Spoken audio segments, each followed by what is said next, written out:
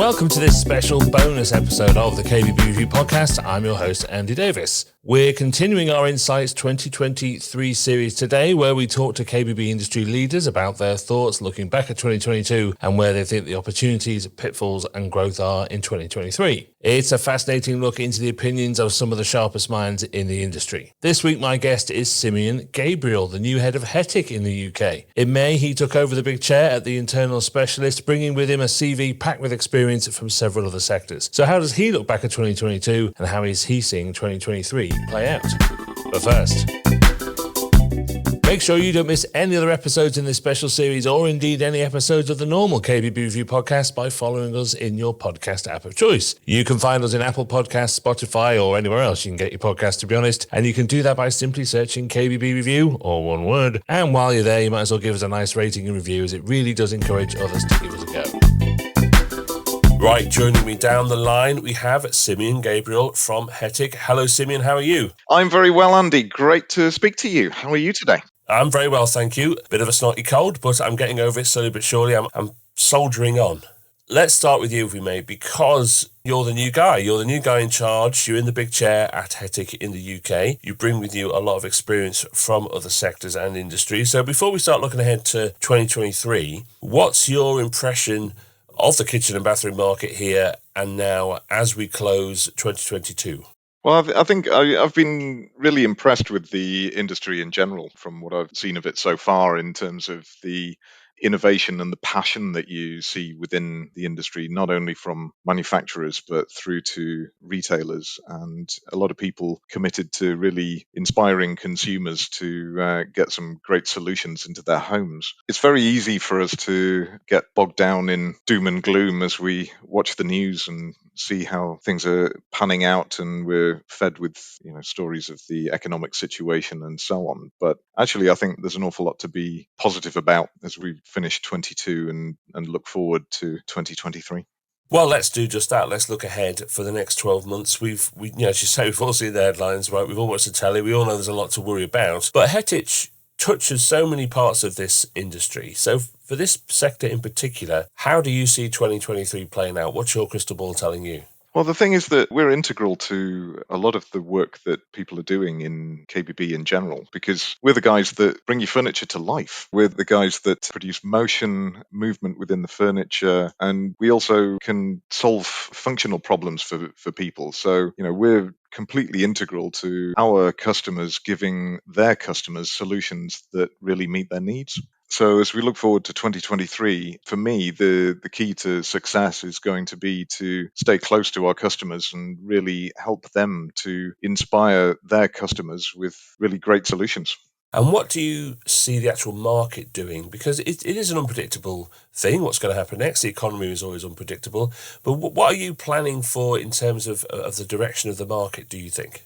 Well, I think as we look at the economic situation, it's certain that people will be looking at their own budgets. I don't think that will actually mean that they'll stop spending. I think it'll just mean that they're more careful with how they spend their money. And this is where quality really counts, and value. By value, I mean, actually giving people style, functionality and quality, real value for money, and making sure that they're buying solutions that are going to last for the long term. Because let's face it, when you buy cheap, you tend to buy twice. So I think a lot of people will be going through those thought processes and saying, well, okay, if I'm going to be investing in my biggest asset, my home, then I want to know that I'm adding value to my life, but also adding monetary value to my home, which means making sure that I'm putting quality in.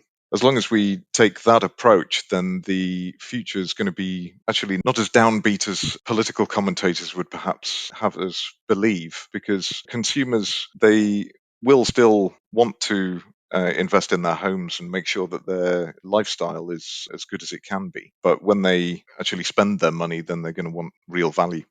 Yeah, it's funny that you use the word investment, because I think that's one of the differences between this industry and others. There's nothing discretionary in the money that people spend in this area, particularly if they're getting a whole new kitchen or a whole new bathroom. And I think that's one of the big differences between this industry and others in terms of its robustness, in terms of its ability to withstand the waves of uncertainty that come in it. We certainly saw that through the lockdowns. No one really knew what was going to happen there, but it turned out to be a massive, massive boom because everyone was stuck at home, as we know. So I do think one of the messages we need to get across, I think, to lots of people is keep doing what you're doing. And actually, I think we'll probably be all right compared to lots of other people. Yeah, I think that's absolutely spot on. We are talking about people investing in their homes. We might well see that fewer people are physically moving home, but what that will actually mean is that they will want to make their own homes as good as they can be. And chances are that they've been planning home improvement projects for some time, and they're going to be looking to go ahead with those, whatever happens with the economy in general. And as you say, you've seen this through a number of crises already, whether it's the financial crisis back in 2008 or whether it's the COVID situation. Then we've seen that this industry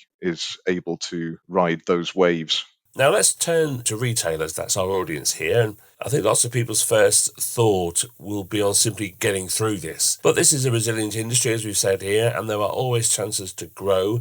So are there any areas of opportunity, do you think, in 2023?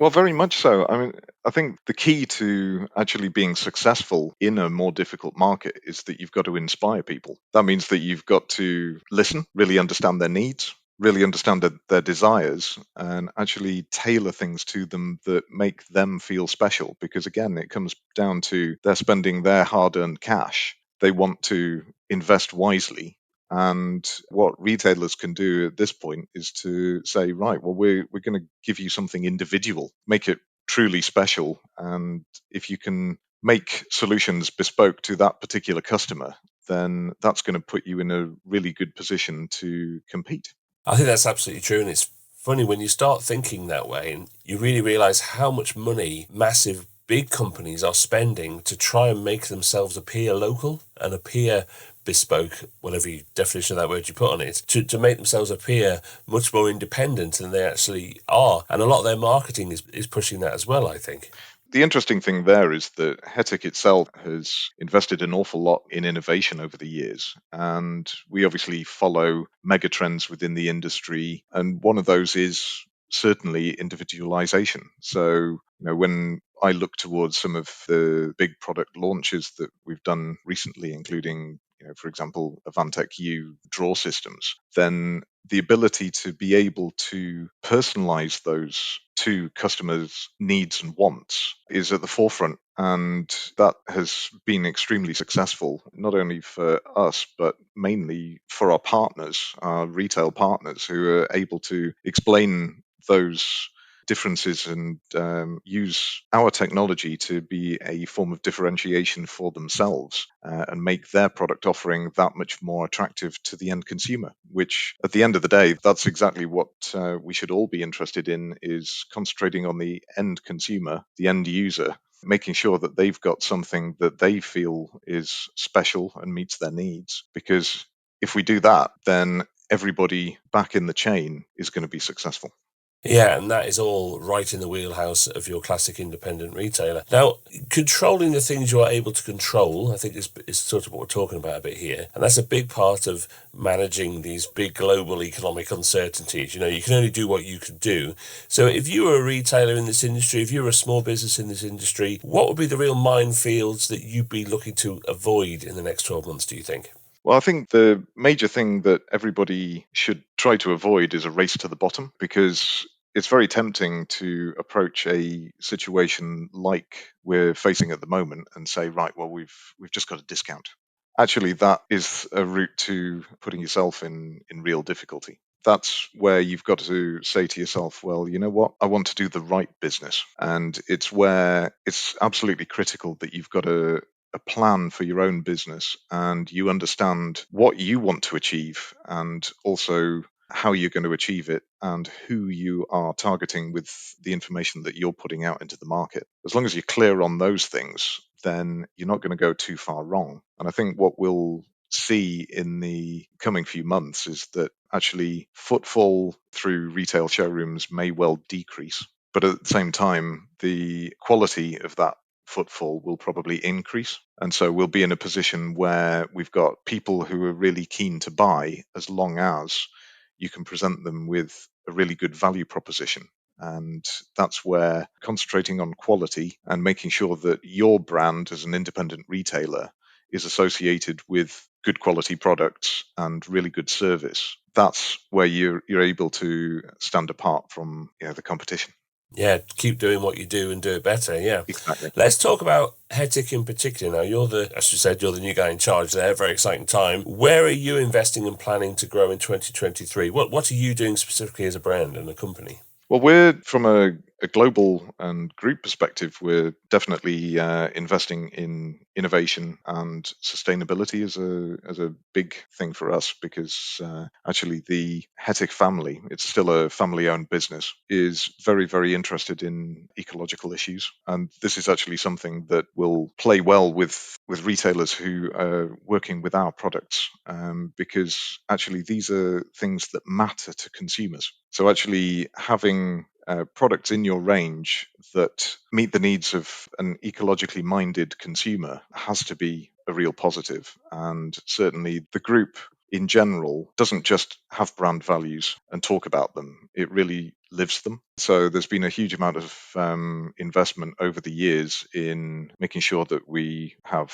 solar panels on the roofs of our factories, that when we build new factories, then they are built to the highest ecological standards using recycled materials and so on and so forth. That just gives a little flavor of a lot of the things that we're doing within the group. From a UK perspective, for me, it's very much understanding our customers. It's making sure that we are helping them to sell, because as I said before, if they're successful, we're successful. So this is very much a partnership approach. We want to work in partnership with our customers to help them to be successful. So making sure that we've got the right messages, the right materials, the right support for them in order to be able to sell really effectively has to be a good thing for their business and by default our business. Which is fantastic to hear. And Hettich is always such a bellwether brand. I think it's one of the big brands in this sector, and to hear something that's so positive. Obviously, there's no sort of restrictions on what you're planning to do in terms of research and development. You're carrying on with what you've always done, which I think is a really good sign for 2023. But look, Simeon, thank you so much for your time. It's a pleasure to talk to you officially for the first time. And it's so interesting to always hear what Hettich is up to. So thank you so much for this, and have a very happy Christmas and a happy New Year. Well, a very, very happy Christmas to you too. And if I could maybe leave you with one thought, it's a quote that I actually said to my team not so long ago. It's an Albert Einstein quote: "In the middle of difficulty lies opportunity." And that's very much how we're going to be approaching the next 12 months. And I think that's something that if we all do so, then our industry is going to continue to be successful. And I completely agree. What a fantastic Christmas present that would be. Thank you so much, sir. Happy New Year to you. And to you too.